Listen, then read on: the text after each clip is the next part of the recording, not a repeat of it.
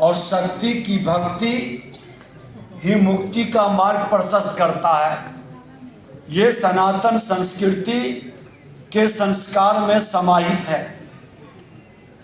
हम एक राष्ट्र की बनावट के पीछे हमेशा एक संस्कृति की बुनावट छिपी रहती है। स्वयं संस्कृति का आकार अधिकतर उन मान्यताओं के द्वारा तय होता है जहाँ के लोग अपने बारे में समझौते हैं। हमारी सनातन संस्कृति ने ईश्वर की आराधना भी सर्वे भवन्तु सुखिनः के भाव से करने पर बल दिया है और सामाजिक मूल्य भी सबके समग्र कल्याण की धुरी पर टिका है। इसलिए हमारे यहाँ शासन का सही अर्थ जनता की सेवा करना और उनके जीवन में सुधार लाना, ये माता अहिल्या के कर्मों से हम प्रेरणा प्राप्त कर सकते हैं। इसे ही आज हमारे यशस्वी प्रधानमंत्री सबका साथ सबका विकास नागरिक देवो भव की भावना से आगे बढ़ रहे हैं। आज हम जिस महान देवी की पावन विरासत को महानाट्य के जरिए नमन करना और देखने के इच्छुक हैं, उन्होंने भी प्रभु सेवा और जन सेवा को एक दृष्टि से देखा था। इसलिए वे आज से 300 वर्ष पहले भी जनमानस में लोक माता के रूप में याद किए जाते हैं और आज भी हम उसी रूप में पूरी मानवता को एक नई प्रेरणा प्रदान करती हैं। लोक माता महारानी अहिल्याबाई होलकर वो दिव्य आत्मा थी जो हमेशा हाथ में शिवलिंग लेकर चलती थी, जिस शिवलिंग का मंत्र था शिवम सुंदरम सत्यम शिवम सुंदरम। और वही सत्य, वही शिव जो सुंदर है, प्रकृति का सचमुच में श्रृंगार और सम्मान करने वाले, अगर जो देवों के देव महादेव जगत पिता, आज उनकी सकारात्मक ऊर्जा से इन्होंने इस सनातन भूमि को संस्कारित किया। शिव की तरह ही गरीब कल्याण, नारी कल्याण और संस्कृति कल्याण ही उनके लिए कर्म का धर्म का मर्म था।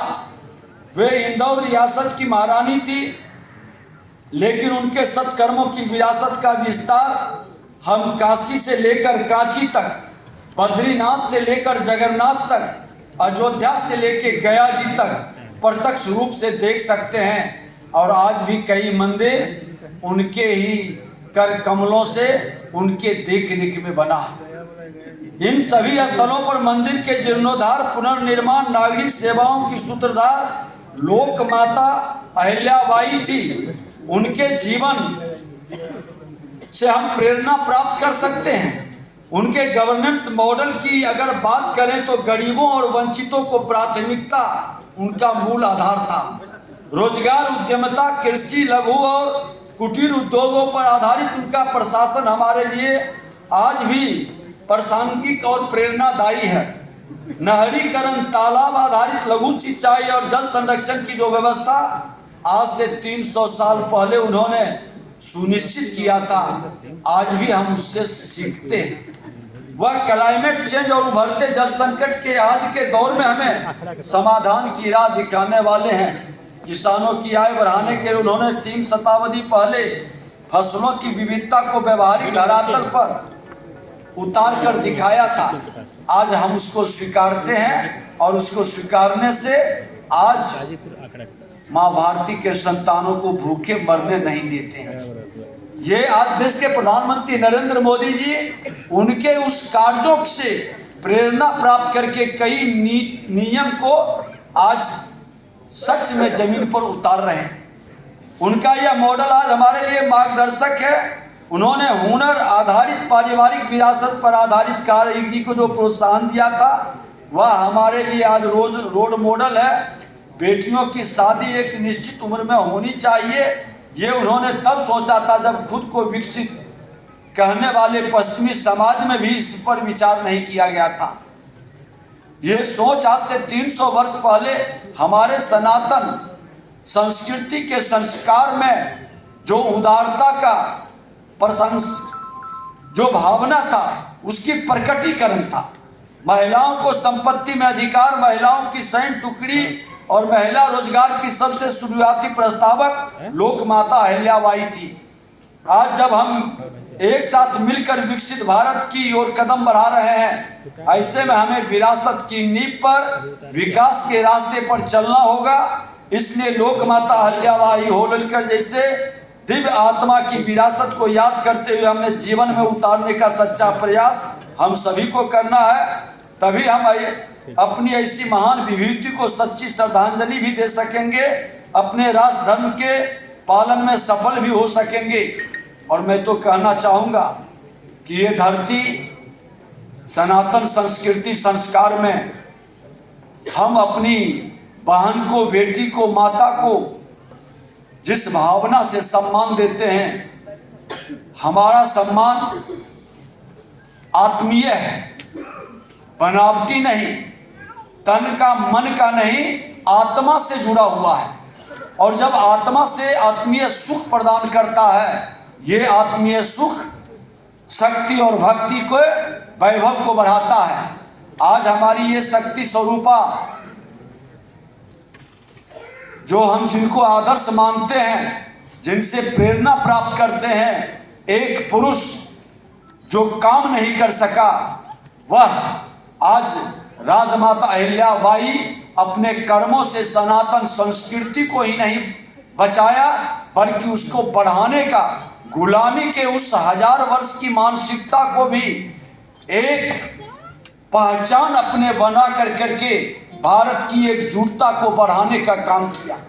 आज हम सब उनसे प्रेरणा प्राप्त करेंगे और उनके चरणों में श्रद्धा सुमन अर्पित करते हुए, उनके महानाट्य के माध्यम से उनका जो सामाजिक नैतिक संकल्प का अभियान था, उस संकल्प को विधानसभा अध्यक्ष के नाते हम लोगों ने उस समय भी हर माता की, हर बहन की, हर बेटी का, जो आज के हमारे वर्तमान बिहार के मुख्यमंत्री नीतीश कुमार जी भी उस नशा से मुक्त अपने बिहार का, अपने समाज का कल्पना किए, उनकी भी प्रेरणा इनके माध्यम से मिला था।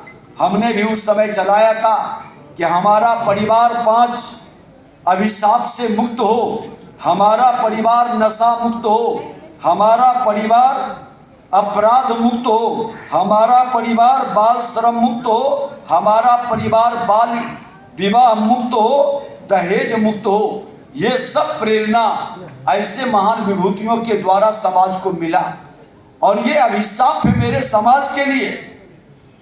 देश के प्रधानमंत्री नरेंद्र मोदी जी जब आए थे तो हमारा परिवार 5 सामाजिक वरदानों से युक्त हो, स्वच्छता युक्त हो, योगा आयुर्वेद युक्त हो, जल संचय युक्त हो, प्राकृतिक युक्त हो और विरासत युक्त हो। आज हमारे नए जनरेशन के उस परिवार जिसकी पहचान अपने गांव के अंदर, अपने समाज के अंदर नहीं है, उसके बच्चे जब मन में संकल्प ले लेगा कि मेरा परिवार का पहचान मुझसे होगा, हमारे अच्छे कर्मों से होगा, उसी दिन भारत विश्व गुरु बन जाएगा। हर नौजवान ये संकल्प लेकर बढ़ेगा कि हम अपने परिवार का विरासत की मजबूत नींव रखेंगे। और आज हमारा परिवार सामाजिक सम्मान से पूर्ण हो, हम आधुनिक भारत के निर्माता के गवाह नहीं भागीदार बनेंगे। और उस भागीदार में डिजिटल साक्षर मेरा परिवार हो, स्वरोजगार प्रेरक मेरा परिवार हो, रोजगार सृजनकर्ता मेरा परिवार हो, सामाजिक योद्धा बने। आज ये एक सामाजिक योद्धा भी थी, अपने समाज के लिए, अपने सनातन संस्कृति के लिए, जिन्होंने आज इंदौर से लेके दक्षिण से लेके उत्तर पूर्व से लेके पश्चिम तक अपनी एक शक्ति स्वरूपा भावनाओं को जिस तरह से स्थापित किया, आज हम सब नमन करते हैं ऐसे महान विभूति को। और सेवा समर्पण दाता के रूप में जो अपने खजाने से आज सनातन के विरासत को बढ़ाने का काम किया, हम नमन करते हैं। इनसे प्रेरणा प्राप्त करने का, हम सबको आने वाले पीढ़ी को इनसे बताने का, अवगत कराने का। और हम विनोद जी को हृदय से, इनके टीम को बधाई देते हैं कि आपने समाज को, नए पीढ़ी को इनसे अवगत कराने का, प्रेरणा प्राप्त करने का जो काम किए हैं, निश्चित तौर पर बड़ा ही सराहनीय है। मैं हृदय से आपको धन्यवाद और आभार व्यक्त करते हैं।